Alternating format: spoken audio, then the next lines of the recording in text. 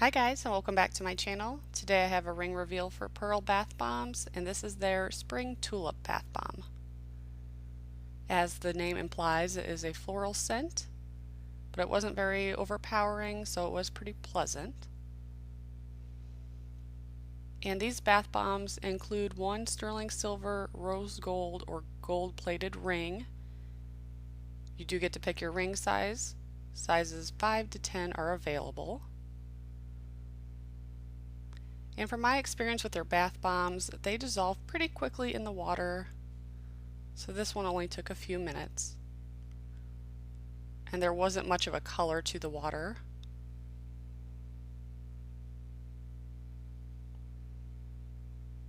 But once your bath bomb finishes dissolving, the pink container that includes the ring will float to the surface.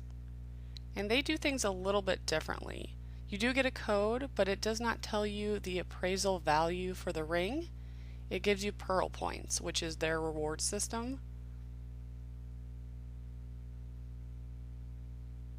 So there's the code. So I entered that online. I did get 10 pearl points for this ring.